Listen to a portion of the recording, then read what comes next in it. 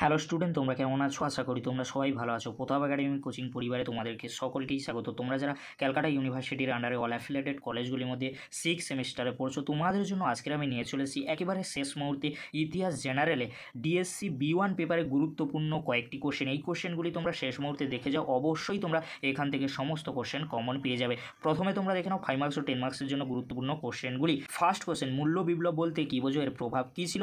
ইংল্যান্ডের সর্বপ্রথম শিল্প বিপ্লবের কারণ লেখো। প্রোটেস্ট্যান্ট মতবাদ কি পুঁজিবাদ গড়ে উঠতে সহায়তা করেছিল? এই যে তিনটি কোশ্চেন বললাম, তিনটি কোশ্চেন অত্যন্ত গুরুত্বপূর্ণ। এই তিনটি কোশ্চেনের মধ্যে যে কোনো একটি কোশ্চেন 5 মার্কস কিংবা 10 মার্কসের জন্য আসতে পারে। তোমরা ভালো করে এই তিনটি কোশ্চেন রেডি করে নাও, এখান থেকে তোমরা একটি কোশ্চেন এক্সামে কমন পেয়ে যাবে। পরবর্তী কী কোশ্চেন রয়েছে তোমরা দেখে নাও। তৃতীয় নেপোলিয়ান ফ্রান্সের অর্থনৈতিক উন্নতিকে কিভাবে সহায়তা করেছিল? মার্কেন্টাইল মতবাদ বলতে কী বোঝো? এর বৈশিষ্ট্য লেখো।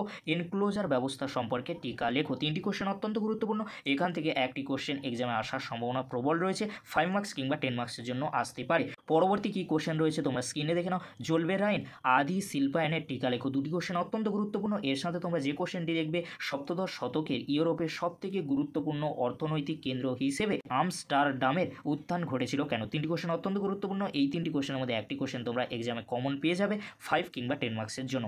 এবারে তোমরা দেখে নাও 20 মার্কসের জন্য গুরুত্বপূর্ণ কোশ্চেনগুলি। ফার্স্ট কোশ্চেন, ঊনবিংশ শতকের মধ্যভাগে জার্মান শিল্পের অগ্রগতির কারণগুলি বর্ণনা করো।